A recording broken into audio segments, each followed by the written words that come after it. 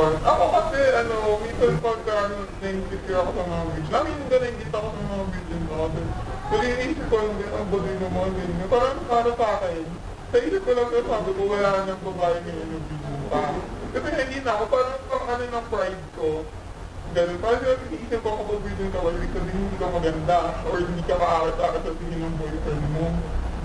Tapos yun, pero pag mag-isa lang ako sa kwarto, iniisip ko, sabi ko lang yun, para yung pride ko, kasi nga diba parang wala na, ganyan. Mapapayo ko siguro hanggat nandun pa yan. Hanggat hindi mo pa nagagawa, isipin mo yung boyfriend na pag-ibigyan mo ay pa rin after 10 years, after 5 years. Kasi katulad ko, diba, wala na kami ng boyfriend ko. Tapos magkakaroon na naman ako ng boyfriend. Siyempre, wala na, hindi na. Bibigay ko ulit. Kasi wala na mawawala eh. Tapos paano after a week wala kayo? Iba na naman boyfriend mo. Di ba? Iba ng iba. Hanggang sa wala ka talagang matira para sa sarili mo. Kaya mag-isip sila. Mag-isip kayo kung siya na ba talaga. Huwag ka isip kayo, huwag ka pakiramdaman kasi nararamdaman ng katawan mo kasi mawawala yan. Mawawala din naman yun. Tapos kaya mag-isip kayo kung siya na talaga.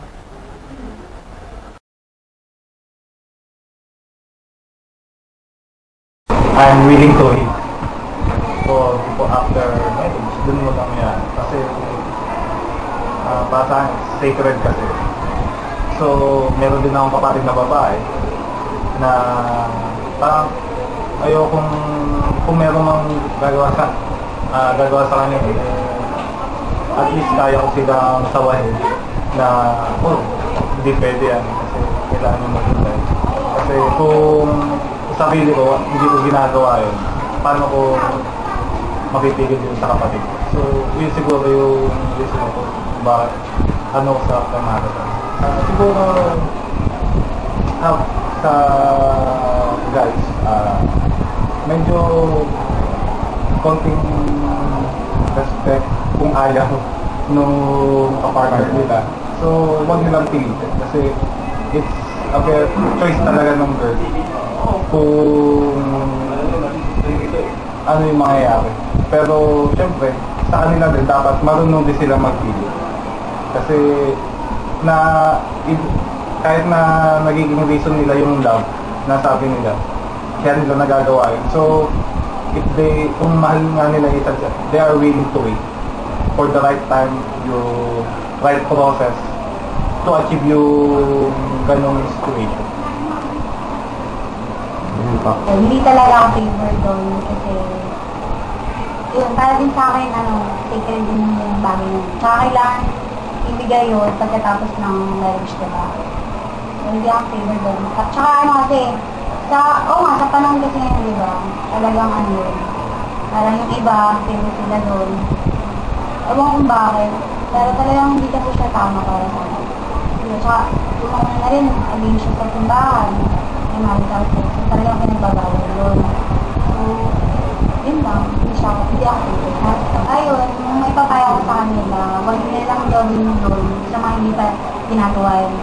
Kasi, hindi talaga tama yun. Tsaka sa nakagawa naman ng gano'n, siguro i-prevent na lang nila or try na nilang pigilan yung sarili nila ng gamitin yun. Kasi hindi naman talaga tama yun. Tsaka hindi basihan yun para sabihin na ginawa nyo yun kasi mahal mo siya. Kasi pwede naman sila nagmamahal kayo, pero walang gano'n dito.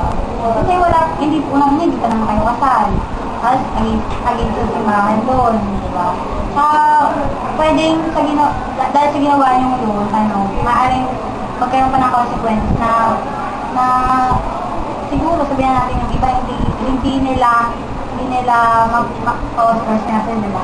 Tapos yun, minsan kasi yung may mga gumagawa na hindi nila mapangatawan yung cause nun or yung magiging effect nun. Kaya, ayun, sige, bahala na sila.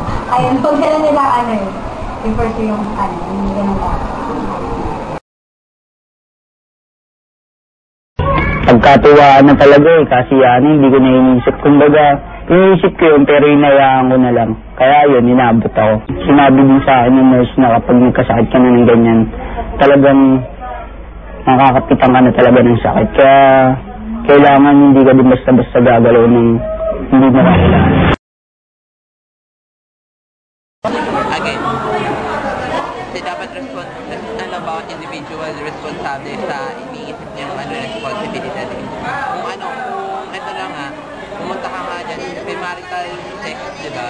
Pag pumunta ka na nga yan, na-experience mo nga, oo nga, sabihin lang, ganun lang Pero pag inisip mo mabuti, ano magiging effect niyan? Kunwari, nabuntis ka. Ano mangyayari? Papa-abort mo yung bata. Ikaw na pumunta dyan sa lugar na yan tingin mo makakabalik ka na sa ginawa mo. Sa isipin mo, think out of the box na. Isipin mo mismo kung ano magiging pinaka-resulta nun. Yan lang. Ngayon sa time natin, modern na, parang lalong tumaas yung dami ng mga kabataan na na-involved sa premarital sex. Siguro, isa rin sa mga dahilan niya, yun nga yung dahil sa technology, tapos technology syempre dahil masyado nang naging malapit yung mga kabataan sa isang click lang nila sa net, makakapanood na sila ng mga porn. Parang ganun, so parang kailangan siguro magabayan kasi yung mga magulang nila. Sa palagay ko, pinalalala nito yung fase ng mga unwanted pregnancies sa pagkasira ng buhay ng mga kabataan. Kasi it's never safe to there's no such thing as safe sex. Kasi malaki talaga yung potential na may mangyaring mali, lalo na sa kabataan na at maaari yung magdulot or mag-lead sa unwanted pregnancy at tuloy yung pagkasira ng mga kabataan na involved sa pregnancy. Gusto lang ako sa premarital sex kasi nawawala na yung amor ng mga nakalagay sa Bible. Kasi nakalagay naman doon na sagrado yung kasal. So, para sa mag-asawa lang yung bagay na yun. Kaysa na hindi naman para yung sa mga kabataan na naghahanap lang ng parang masatisfy lang yung lust nila. Kaya sa tingin ko, mas mahalaga pa rin na bago gawin yung isang bagay na sagrado, kailangan mo na naman ng may kapal.